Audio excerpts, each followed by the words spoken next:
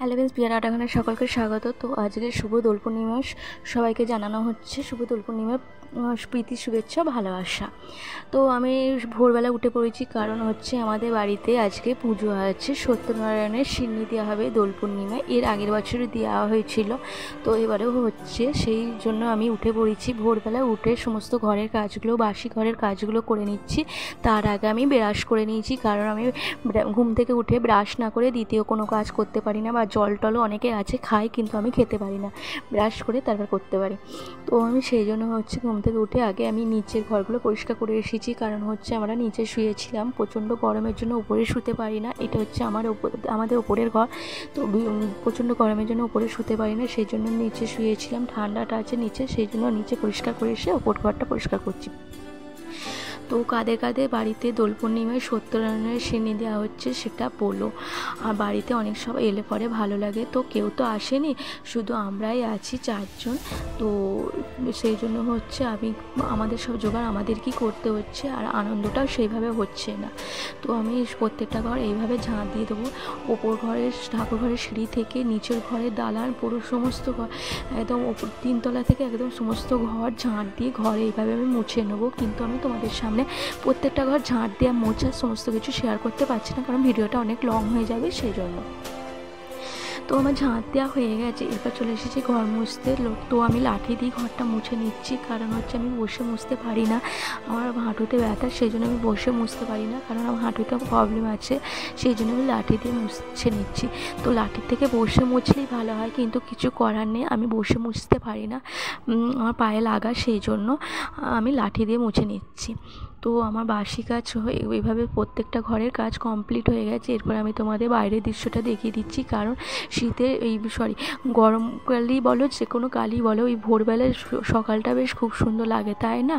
হালকা হালকা ঠান্ডা আমেজের এই গাছপালাগুলো দেখতে খুব ভালো লাগে। তো এরপর আমি চান করার আগে আমি চুলটাকে খুলে চুলটা ছেড়ে নিলাম, কারণ চুলটা বিনিয়ে শুয়েছিলাম গরমের জন্য, চুল বেঁধে শুতে পারি না, চুলগুলো মুখে পড়ে, সেই জন্য চুলটা আমি এসে খুলে ফেললাম, খুলে নিয়ে এসে চান করতে গিয়েছিলাম। তো চান টান করে চলে এসেছি, চান টান করে এসে আমি চুলটা ভালো করে আঁচড়ে নিচ্ছি। আর আমি এই নাইটিটা পরেছি চান টান করে এসে, কিন্তু এটা আমার কাঁচা নাইটি।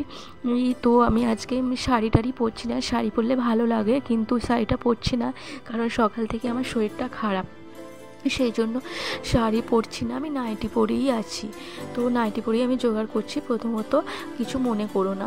তারপর আমি চলে এসেছি ঠাকুর ঘরে এসে আগে আমি গুরুর কাছে চলে এসেছি, মানে এটা হচ্ছে আমার গুরুদেব, আর গুরুদেবকে আমি আগে খেতে দিয়ে দিচ্ছি। তো আমি গুরুদেবকে না খেতে দিয়ে আমি খুব একটা খাই না, যখন আমি পুজো করি আপাতত। যখন আমি করি না, যখন থাকি না, সেটা একটা আলাদা ব্যাপার। যখন করি আমি আগে গুরুদেবকে সেবা দিই, তারপর আমার ছেলে তো আছে, ছেলেটাকেও খাওয়াই। তারপর তো এসে দেখি সমস্ত কাজ কমপ্লিট হয়ে গেছে, মোটামুটি কাজ হয়ে গেছে। আমার শাশুড়িতে আমার বরেতে প্রায় কাজ কমপ্লিট করে রেখেছে, মানে জোগাড়জাতি করে রেখে দিয়েছে, গুছিয়ে রেখে দিয়েছে। তো এসে আমি আগে ঠাকুরকে ফুল দিয়ে দিয়েছি, তো দেওয়ার পর আমি গুরুদেবকে আগে আবির দিয়ে দিচ্ছি। আর দোল পূর্ণিমায় ঠাকুরদেরকে আবির না দিলে হয় সেটা বলো? আগে আবির দিয়ে দিচ্ছি আমার গুরুদেবকে, তারপর সমস্ত ঠাকুরগুলোকে আবির দিয়ে দিয়েছি। দিয়ে দেওয়ার পর ওপরগুলো ঠাকুরের যে কটা আছে সেগুলোকেও দিয়েছি, দিয়ে লাস্টে আমি কার্তিকের কাছে চলে এসেছি। তো আমার ছেলেটাকে একটু আবির দিয়ে দিয়েছি, ছেলেটাকে পায়ে তো আবির দিলাম, কিন্তু মাম্মাম হয়ে একটু গালে না আবির দিলে হয়, সেই জন্য গালে আবির দিয়ে দিয়েছি।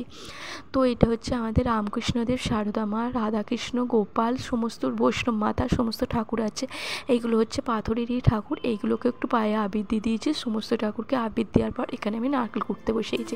আর জানো তো, এই নারকেলটা কুড়তে কুড়তে এত হাসি পাচ্ছিল, কারণ দেখো মালার খোলগুলোই দেখতে পাচ্ছ, পুরো বঁটিতে ঢুকছিল না, আমি কীভাবে করবো সেটা ভেবেই পাচ্ছিলাম না। যাই হোক, কষ্ট করেই করছিলাম। তো পুরোটা হলো না, মনটা খুবই খারাপ লাগছে, কারণ ঠাকুরকে নাড়ু দেবো ভেবেছিলাম, সেটা দেওয়া হলো না।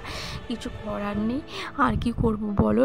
সিন্নির জন্য যেটুকু নারকেলের কুটতে পেরেছি সেটাই করেছি। মানে কী বলবো, খোলগুলো মানে এতটাই ছোট যে পুরো মুখটাতে ঢুকছিলই না। যাই হোক, তারপর আমি ফল কাটতে বসে গেছি। দেখতেই পাচ্ছ ওইদিকে আমার বর কিছুটা জোগাড় এগিয়ে রেখে দিয়েছে, আমার শাশুড়ি মাও জোগাড়টা করেছে, কিছুটা করে মোটামুটি কাজ এগিয়ে গেছে। তারপর একটু পরে ঠাকুর ঠাকুরমশাই চলে আসবে।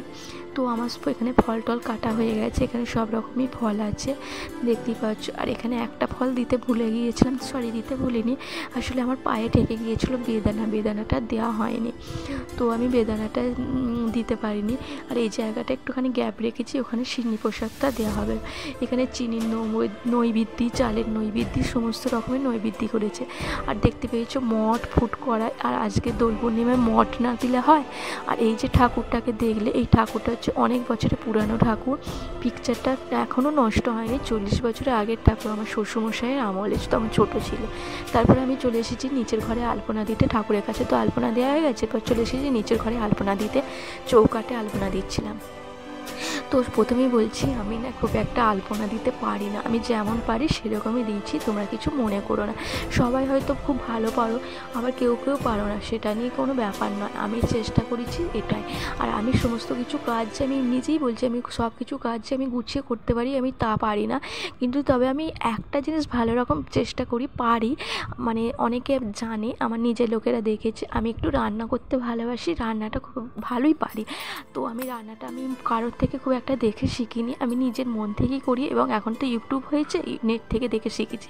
তারপর ঠাকুর ঘরে এসে দেখি আমার ছেলেরা বলছে, মাম্মা আজকে তো দোল পূর্ণিমা, আমাকে মঠ দিলে না, আমি সেই জন্য একটুখানি দুটো মঠ নিয়ে মানে আমার ছেলেকে দিয়ে দিয়েছি। তো দিয়ে দেওয়ার পর আমি দেখো আমাদের ঠাকুর ঘরটা কেমন লাগছে, ঠাকুরগুলোকে কেমন লাগছে আজকে বলো। তো শারদমাকে আমি একটুখানি গালে আবির দিয়েছিলাম, জানি দেওয়া উচিত নয়, কিন্তু মানে আমি নিজের ভেবে, আমি মানে একটা মা ভেবে আমি সেরকম দিয়েছি, মায়েদেরকেও তো দেয় সন্তানরা, কি বলো, সেরকম আমি দিয়ে দিয়েছি। তো ওখানে সমস্ত ঠাকুরগুলোকে কেমন লাগছে সেটা তোমরা বলো। তারপরে এখানে আমার বর হচ্ছে সিন্নিটা মাখছে, তো আমার বর না খুব সুন্দর সিন্নি মাখে, এত সুন্দর মাখে কি বলবো, খুব সুন্দর মানে ভালো হয়। আর সিন্নি পোষে ঠাকুরের নাম করে এমনিতেই ভালো হয়, কিন্তু আমার বর খুব সুন্দর মাখে, সেই আমার মাও বলে, মানে আমার মা বলতে আমার বাপের বাড়ির কথা বলছি, আমার শাশুড়ি মা নয়, আমার মাও বলে, কারণ হচ্ছে আমাদের ওখানে হলেও না আমার মা ওকে মানে আমার বরকে দিয়ে সিন্নিটা মাখায়, আমার মায়েরও খুব ভালো লাগে। তবে এবারে দোল মানে আমাদের সত্যনারায়ণের জন্য কেউ আসেনি জানো তো, মানে কেউ কাউকে খুব একটা বলাও হয়নি, ছোটো করে হচ্ছে, আর কেউ পূর্ণিমা উপলক্ষে, দোল পূর্ণিমা উপলক্ষে আসেনি। আর আজকে তো দোল পূর্ণিমায় মানে যারা পূর্ণিমা করে তারা আজকে লুচি খাবে, আমরা পূর্ণিমা করি না বলে আজকে নিরামিষ ভাত খাবো, কারণ বাড়িতে পুজো হচ্ছে। কারণ আমার শ্বশুরমশাই আর আমি পূর্ণিমা করি না, সেই জন্য আমরা ভাত খাবো, আমার শাশুড়ি মা আর আমার বর পূর্ণিমা করে, সেই জন্য ওরা ভাতটা খাবে না। তো এখানে ঠাকুরমশাই বসে গেছে, পুজো হচ্ছে, তোমরা দেখো। কার কার বাড়িতে এই দোল পূর্ণিমায় সত্যনারায়ণের সিন্নি দেওয়া হয়েছে সেটাও বলো। তো আমাদের আগের বছরও সিন্নি দেওয়া হয়েছিল, এই বছরও দেওয়া হচ্ছে।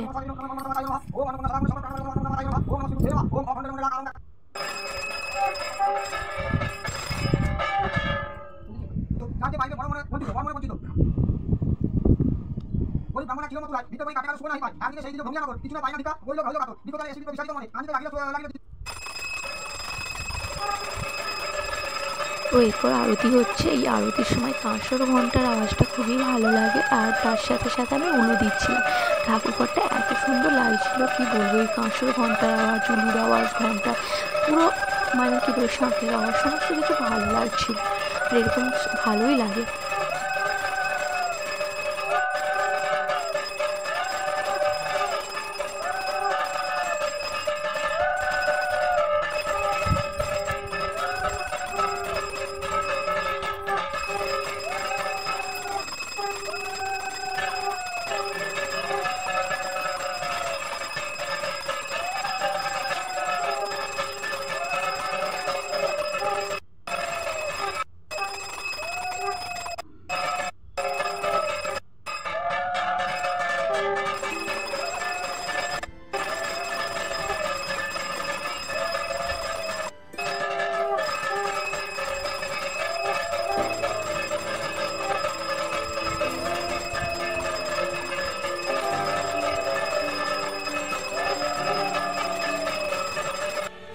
তোমাদেরকে আমি আরতিটা একটু পুরোটাই প্রায় দেখানোর চেষ্টা করলাম, কারণ আমার তো খুবই ভালো লাগলো, তাই তোমাদের ভালো লাগাটা তোমাদের সাথে একটুখানি শেয়ার করলাম, সেই জন্য একটুখানি ভিডিওটা বড় হয়েছে। তারপর পুজো হয়ে গেছে, এখানে দেখো সমস্ত প্রসাদ আছে। তো এরপর হচ্ছে আমি এখানে প্রসাদগুলো হচ্ছে দিয়ে দেবো। আর এখানে সিন্নির কাছে হচ্ছে কি বলে মোকাম না কি বলে, সেই খুঁড়িতে দেখছো ওগুলো আছে ঠাকুরের, বামুন ঠাকুরকে আমি ওই মোকামটা দিয়ে দিচ্ছি। এটা কি সবার বাড়িতে হয়, এটা আমি দিয়ে দিলাম, ঠাকুরমশাইকে দিয়ে একটু প্রণাম সেরে নিলাম।